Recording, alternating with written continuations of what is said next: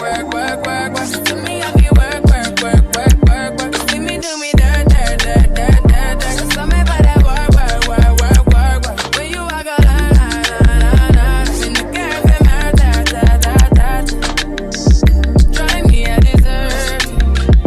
No time to have you lurking. Yeah. You make a like, now you not like it. You know I dealt with you the nicest. Nobody touched me in the righteous. Nobody text me in a crisis. I believe that all of your dreams are duration. You took my heart, all my keys, and my patience. You took my heart, I must leave a decoration. You mistaken my love, I brought for you for phone, yeah. Living in fear, letting fear take over my life. The fear creeps in because my faith isn't strong enough. I let fear hold me back from my true potential. I let fear keep me still when I needed to run free. With fear, I would settle in relationships. With fear, I stayed captive in my negative thoughts. Fear took over my mind, body, and soul. Hey YouTube, it's your girl Miss Angie, and we are back with another video. And as you see from the title, we are talking about fear. And I just appreciate y'all for being on this journey. I feel like mental health is very important, as well as your physical. You also need to be focused on your mental health. And so I decided to start this series of mental health videos, just talking about my journey so that I can be able to help somebody else. So let's get into the video. First off, I want to start off by saying that when you think about fear, and I don't know if you guys ever watched, but they always had this episode, the episodes on the Murray Show, where they had people who were in fear of certain things. There was a lady on there who was I think she had a fear of money or a fear of snakes. They had all type of different physical fears that you can see, you know. And I used to watch the show and I used to be like, oh my goodness, how are they scared of this and that? I mean, now I'm scared of snakes. I'm scared of snakes. I'm scared of different animals. Like, I'm not now that I'm older, I'm like, who am I to say, you know? But you would never think somebody had a fear of money, or you would never think somebody had a fear of like paper towel or tissue. Like, it was like legit fears that you would be like, oh my goodness, like I never knew somebody had fears of these things. But what happens when your fears are deeper? What happens when your fears are deep rooted and you really don't know where they came from, or you find yourself dealing with fear every day when you wake up and before you go to sleep? What does that look like? For me, I had to channel back, and this is something that I do in counseling. It's kind of, you have to kind of look back at where the root of things have come from. And of course, I know growing up, I've seen, for my mom, I've seen different fears that she has had. And I know I never really paid attention to it until I started going through my own personal journey and dealing with fears that I have had. So once again, when we look at like the generational aspects of things, a lot of times it goes from something that our parents may have encountered and maybe their parents may have encountered, and now it trickles down to their kids. And then of course the next step would be trickling down to my kids. So I had to look at that and say, wow, some of my fears have been some of my mother's fears. And I'm not going to get deep into that because, of course, that's, you know, more of on a personal level as far as what she may have dealt with. But I noticed that I was in fear of certain things. And the start of it was I was in fear of dying. I was in fear of death. I have always been in fear of death ever since I was probably middle school.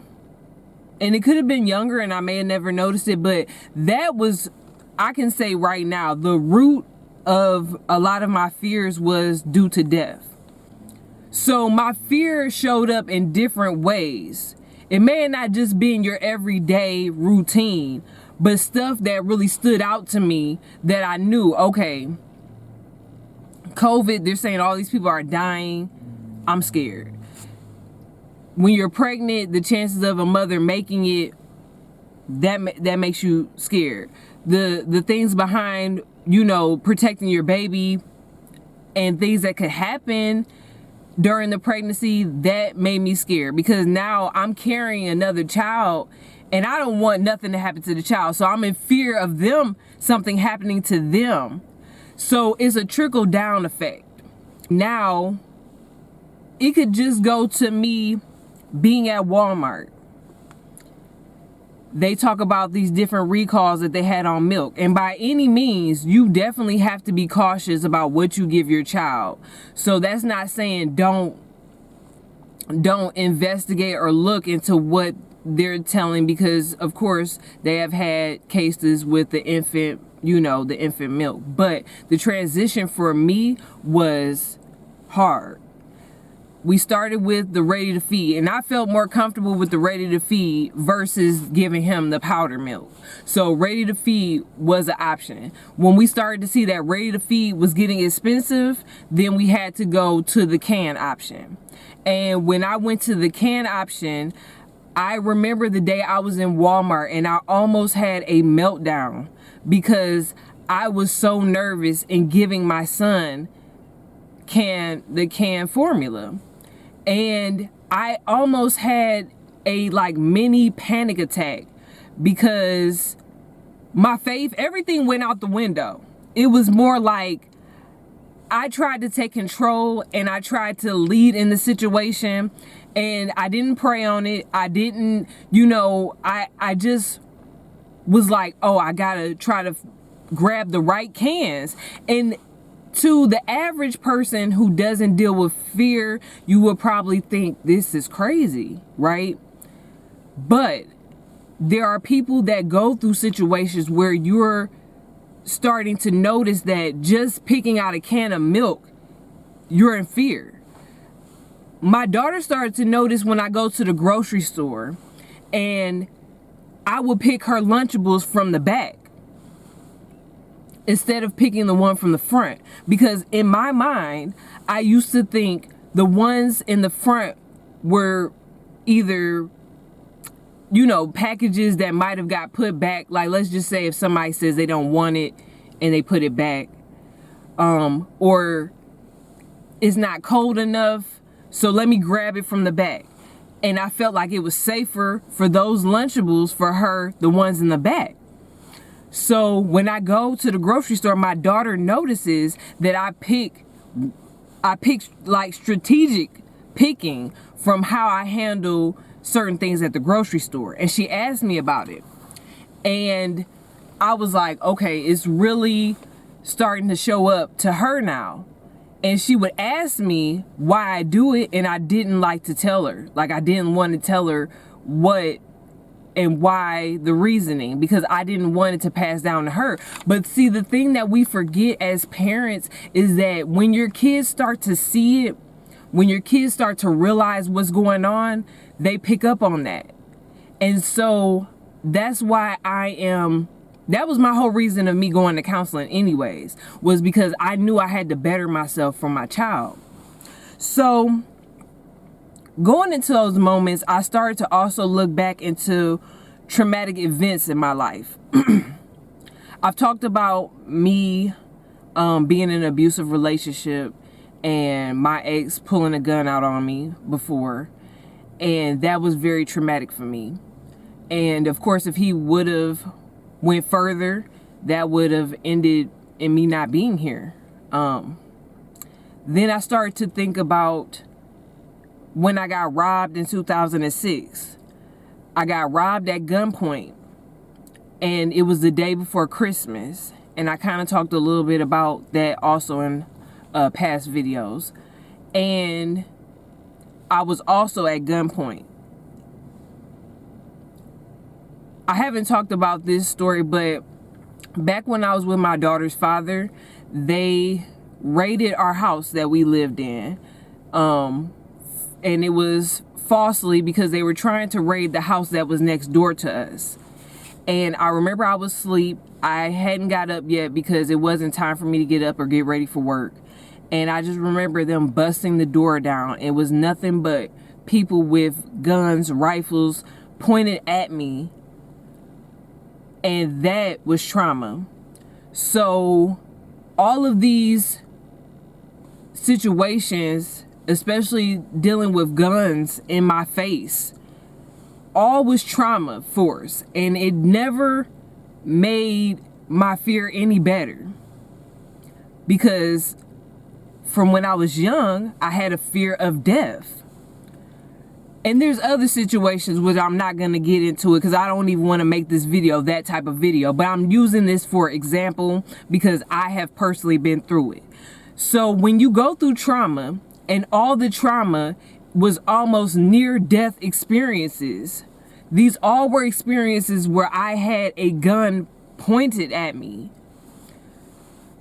Oh yeah, it causes your fear to spiral, because now when you go into 2019, 2020, when COVID hit, I was a wreck.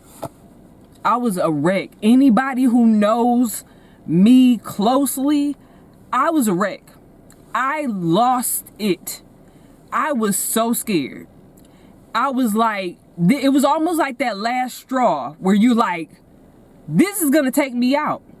Cause I done dodged everything else that has happened to me, unfortunately, but by the grace of God, I survived. But now it's like, you telling me COVID is happening and people are dropping like flies. I was scared. It was it. I was spiraling out of control. It was no saving me, I thought. It was no saving me. I mean, I was in the worst level of fear that, and I get emotional just talking about it, because I look at where I am now, and I look at the healing and the space of how counseling has helped me, and I look at that, but I know where I was, and a lot of people know where I was. So when your fear starts to show up in your relationship, in your past relationship, things that you are scared of, things that you are in fear of. I was in fear of being hurt, and I told myself it was only going to be me and my daughter. That was it. And I prayed even during that time, because I started to go down just this path of just things that I knew wasn't me. I'm like, this is not me. I was acting out because of hurt, and fear was showing up everywhere. And it was like, I went to sleep in fear. I woke up in fear. It was like, you be at work and you're in fear. You go to, it just, like I said, it went from one direction of just a small place of I have fear of death to me being in fear of everything. Now where I'm at is I'm in the space of being free. And I wrote down this when I was at work because I wanted to end the video. And even with this, I knew this years back, having conversations, and I won't go, too much in detail. But now I realize why you have to conquer fear. And when we talk about conquering fear, it's not saying just go out there and do whatever. You know what I'm saying? Of course, you have to still put forth some form of caution, right? But this was the breakdown. And I've been listening to, of course, my podcast and different things that help me, get in counseling to get me to where I'm at. And I wrote this down. When it comes to the point of when you overcome fear, you have to look at each fear and say, what is the worst case scenario? And my counselor had talked to me about that. And be content on the outcome, because you don't have any control. I had to free myself from everything. I have to just go and do it. I had to just release, because what was happening was fear was taking over my life. Fear was living, breathing in my soul, in my spirit. Fear was gripping me, and it had me in a chokehold. And I am a lot better than where I was. And I know that there's a lot more improvement, but I told myself, I gotta be free. I have to be free. In fear, you have to just look at what is the worst case scenario. And 9 times out of 10, the worst case never happens. And you have to live your life. You have to be free. You have to be free. And I pray that I am freed from this fear that creeps up on me every now and then, because like I'm not where I want to be, but I'm farther from where I used to be. And I just want you guys to know that if you're dealing with fear, you can beat it. You can beat the fear by going ahead and living and not being scared, because God does not give us a spirit of fear, but he gives us a spirit of sound mind. And I even had to write that down, because my counselor said you have to keep an arsenal for when you feel like the fear is coming, when you have those negative thoughts. And so I just had to understand God gives you the spirit of sound mind, not those fearful thoughts. So anyways, I just want to thank you guys for watching this video. Please like, comment, and subscribe to your girl's channel. And we will be back with another episode for this series of mental health, because I feel like mental health is so important, and I want to continue to push through with my personal experiences so that you guys can get healing, because it's all about healing. It's all about healing and being able to move forward. So I thank you guys for watching. Please like, comment, and subscribe to your girl's channel, and I'll check you guys out on the next video. Thanks. Bye.